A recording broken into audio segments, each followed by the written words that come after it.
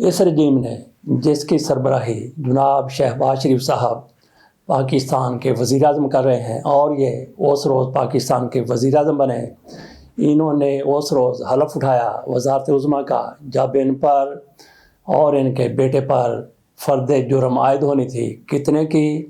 کتنے ارب کی، کتنے کروڑ کی فرد جرم عائد ہونی تھی، کس میں ٹیٹیز میں ان کو اس روز پاکستان کا وزیر اعظم بنا دیا گیا۔ ان وزیر اعظم صاحب کی سربراہی میں ایک اور دھرنا تسخیر کر لیا گیا ہے۔ یہ علیمہ خانم کی طرف سے اور عمران خان کی دیگر بہنوں کی طرف سے ایک مرتبہ پھر دھرنا دیا گیا تھا، احتجاج کیا گیا تھا، مظاہرہ کرنے کی کوشش کی گئی تھی، رات تک بیٹھے رہے اور پہلے کی طرح جس طرح سے پچھلی منگل کو ہوا تھا کہ ان پر واٹر کینن سے پانی پھینکا گیا، ان کو گرایا گیا، کئی لوگ زخمی ہو گئے، ایک کی تو شاہد خٹک کی ٹانگ بھی ٹوٹ گئی تھی۔ عمران خان کی ایک بہن زمین پر گر گئی، گری ہوئی کے اوپر بھی پانی پھینکا گیا اور ان کو پانی کے پریشر سے گھسیٹا بھی تھوڑا سا گیا۔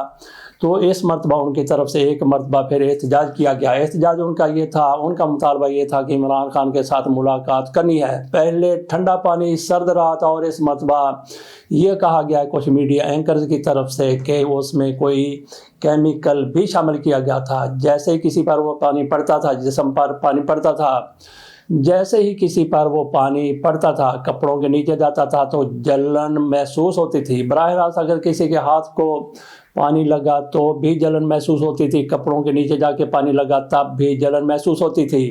یہ ان کی طرف سے کہا گیا ہے، ہو سکتا ہے کہ یہ مبالغہ آرائی ہو۔ بہرحال آدھی رات کے بعد اس دھرنے کو بھی اسی طرح سے اٹھا کے پھینک دیا گیا۔ اس مرتبہ ان کی طرف سے پوری کوشش کی گئی تھی کہ وہاں سے ہم نہیں ہلیں گے، لیکن پانی کا مقابلہ نہ کیا گیا، ٹھنڈا پانی تھا۔ یہ بھی ہو سکتا ہے کہ ان کی طرف سے مبالغہ آرائی کی گئی ہو کہ اس میں کیمیکل تھا، ہو سکتا ہے کہ کیمیکل نہ ہو۔ بہرحال دھرنا کامیابی سے ہمکنار نہیں ہو سکا۔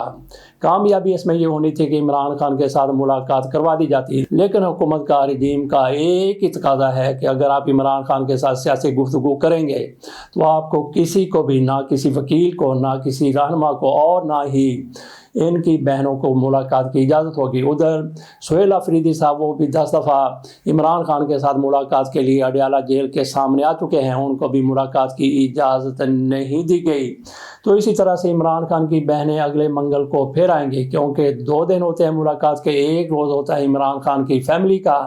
جس طرح سے کہا گیا کہ عمران خان سیاسی گفتگو کرتے ہیں، بشرا بی بی وہ تو ایسی کوئی گفتگو نہیں کرتی، ان کا تو کوئی ٹویٹر اکاؤنٹ نہیں ہے اور کبھی ایسا نہیں ہوا کہ ملاقات کے بعد کسی نے یہ کہا کہ انہوں نے اس طرح کا کوئی سیاسی بیان دیا ہے، لیکن ان کے ساتھ بھی ملاقاتوں پر پابندی ہے۔ ایسے آپ اندازہ کر سکتے ہیں کہ ان کا رجیم والوں کا کیسا دوہرا معیار ہے۔ کہتے ہیں کہ اندر سیاسی گفتگو کی جاتی ہے اور باہر آ جاتی ہے، میڈیا کے ساتھ گفتگو کی جاتی ہے، میڈیا کو بتایا جاتا ہے اور پاکستان کو بدنام کیا جاتا ہے، پاک فوج کے خلاف باتیں کی جاتی ہیں، رجیم کے بارے میں باتیں کی جاتی ہیں، لیکن بشرا بی بی کوئی ایسی بات نہیں کرتی، ان کے ساتھ بھی ملاقاتوں پر پابندی ہے۔ اس سے اندازہ کیا جا سکتا ہے کہ ان کا مقصد ملاقاتیں نہ کروانے کا کیا ہو سکتا ہے۔ جیسا کہ عمران خان کہتے ہیں کہ مجھے یہ لوگ توڑنا چاہتے ہیں، مجھے جھکانا چاہتے ہیں، مجھے عمران خان کی طرف سے کئی مرتبہ یہ بھی کہا گیا کہ مذاکرات کے لیے تیار ہیں، لیکن پھر عمران خان نفی میں بھی سر ہلا دیتے ہیں۔ وہ کہتے ہیں کہ ان کے ساتھ گفتگو کا، بات چیت کا، مذاکرات کا کوئی فائدہ نہیں، ان کے بس میں، اختیار میں کچھ بھی نہیں ہے۔ اگر کسی کے ساتھ گفتگو مذاکرات ہو سکتے ہیں تو ان کے ساتھ ہو سکتے ہیں جو ان کو لے کے آئے ہیں فارم 47 پر۔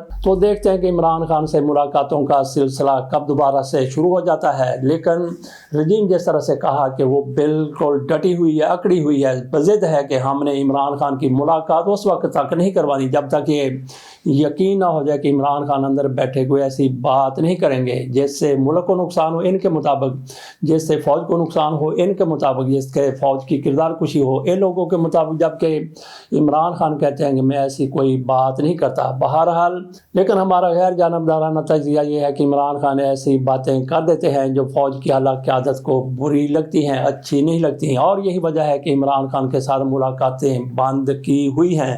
چلتے ہیں سڈنی، وہاں پہ جس طرح سے ایک دہشت گردی ہوئی اور انڈیا کی طرف سے، اسرائیل کی طرف سے اور باقی بھی کچھ ممالک کی طرف سے فوری طور پر الزام لگا دیا گیا کہ یہ بندہ تو پاکستانی ہے۔ اب یہ پتہ چلا ہے کہ یہ پاکستانی نہیں بلکہ انڈیا کا ہے، یہ غیر ملکی میڈیا نے کہا، اور اس کے ساتھ ساتھ انڈیا کی پولیس کی طرف سے بھی اعتراف کیا گیا ہے کہ یہ بندہ بھارتی ہے، بھارتی نژاد ہے، بھارت میں پیدا ہوا اور 6 مرتبہ یہ بھارت میں آیا اور بھارت سے گیا بھی۔ ظاہر ہے کہ اگر وہ گیا ہے تو آیا بھی ہوگا۔ اسی طرح سے فلپائن بھی وہ گیا تھا، فلپائن جانے کے لیے اس نے اسی طرح سے فلپائن بھی کئی مرتبہ وہ گیا اور وہاں بھی اس نے بھارتی ویزا ہی استعمال کیا۔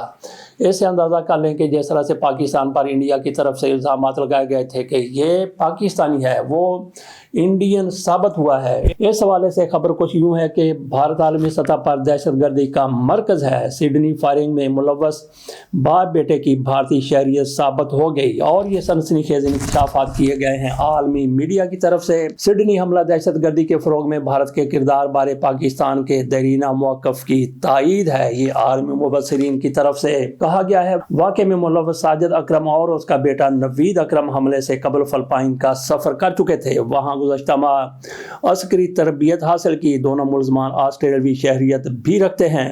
یہ سڈنی حکام کی طرف سے کہا گیا ہے۔ ساجد اکرم حیدرآباد دکن سے تعلق رکھتا تھا، وہ 27 سال پہلے اسٹوڈنٹ ویزا پر آسٹریلیا پہنچا تھا۔ بھارتی پولیس نے یہ اعتراف کیا ہے۔ آسٹریلوی وزیر اعظم احمد آل احمد سے ملے ہیں، اسپتال میں پہنچ گئے، انہوں نے ان کی خیریت دریافت کی اور ان کو شاباش بھی دی اور کہا کہ آپ ہیرو ہیں، آسٹریلیا کے ہیرو ہیں، آپ نے بہت بڑا کام کیا ہے۔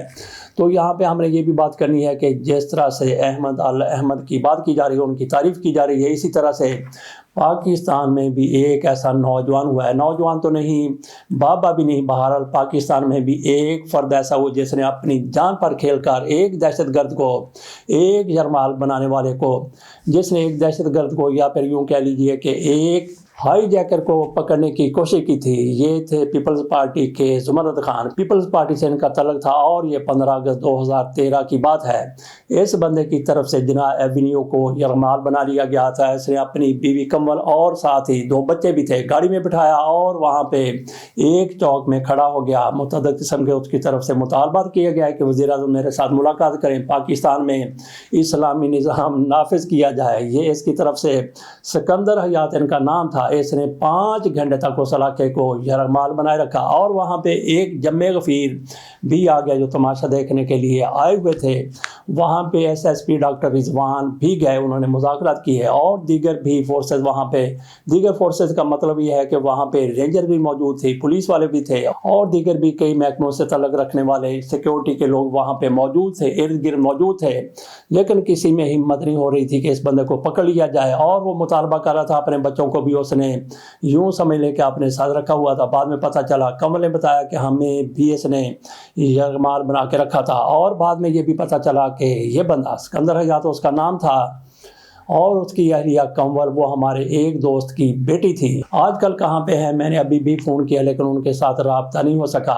تو وہاں پہ جس طرح سے تماشا لگا ہوا تھا، زمرد خان بھی ان لوگوں میں موجود تھا جو اس کے قریب کھڑے ہوئے دیکھ رہے تھے۔ اسلام آباد کے جناح ایونیو میں یہ شخص گند لہرا رہا تھا اور ارد گرد لوگ کھڑے تھے، ان میں ایک زمرد خان بھی تھا۔ انہوں نے جیسے ہی موقع دیکھا ان پر جھپٹے، ان کو پکڑنے کی کوشش کی، ان کی ٹانگ کھینچنے کی کوشش کی لیکن اس میں کامیاب نہیں ہو سکے۔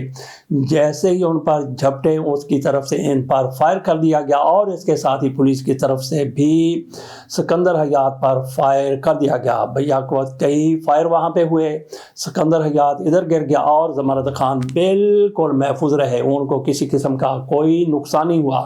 پولیس کی یہاں پہ چابک دستی کو شاباش دینے کی ضرورت ہے کہ انہوں نے ایک لمحہ بھی ضائع نہیں کیا۔ جیسے ان کو پتہ چلا کہ تھوڑی بہت ہلچل ہوئی ہے، گڑبڑ ہوئی، انہوں نے فوری طور پر اس کو گولی ماری لیکن وہ زندہ بچ گیا۔ بعد میں اس کے ساتھ کیا ہوا، سزا ہوئی۔ بات ہم یہ کر رہے تھے کہ زمرد خان نے اپنے آپ کو خطرے میں ڈالا، جس طرح سے احمد آل احمد کی طرف سے اپنی جان کو جوکھم میں ڈال کر، اپنی جان کو خطرے میں ڈال کر حملہ آور سے گن چھیننے کی کوشش کی گئی اور گن چھین بھی لی گئی۔ اگر اس سے گن نہ چھینی جاتی تو ہو سکتا ہے کہ اور کئی لوگ بھی مارے جاتے ہیں۔ اب تو مرنے والوں کی تعداد 16 بتائی جا رہی ہے۔ بات ہم کر رہے تھے جس طرح سے احمد آل احمد کی طرف سے دلیری کا جرأت کا مظاہرہ کیا گیا، اسی طرح سے زمرد خان نے بھی دلیری کا جرأت کا مظاہرہ کیا تھا۔ اس طرح کے لوگ ہر معاشرے میں، ہر ملک میں موجود ہوتے ہیں۔ منظور بھٹو صاحب کا انتقال ہو گیا، پنجاب کے وزیر اعلیٰ رہے ہیں، پاکستان کے بڑے سیاستدان تھے۔ اسی طرح سے شیر افغان بھی بڑے سیاستدان تھے، اور ان دونوں کے بارے میں یہ کہا جاتا ہے کہ کوئی پارٹی رہ تو نہیں گئی جس میں یہ شامل نہ ہوئے ہوں۔ بہرحال منظور بھٹو صاحب چند مہینے پہلے کی بات ہے کہ ایک جنازے میں گئے، گاڑی پر بیٹھے ہوئے تھے اور اگلی صف میں انہوں نے اپنی گاڑی کھڑی کر لی۔ اس پر لوگوں کی طرف سے بڑی باتیں کی گئیں کہ ان کی طرف سے یہ کیا کیا گیا کہ اگلی صف میں انہوں نے گاڑی لے جا کے کھڑی کر لی اور وہیں پہ ان کا جنازہ، اور وہیں پہ انہوں نے جنازہ پڑھا تھا۔ اس پر دیگر بھی ہمارے پاس کئی خبریں موجود ہیں، ان پر بھی اگلے ولاگ میں بات کریں گے۔ اجازت دیجیے، اللہ حافظ۔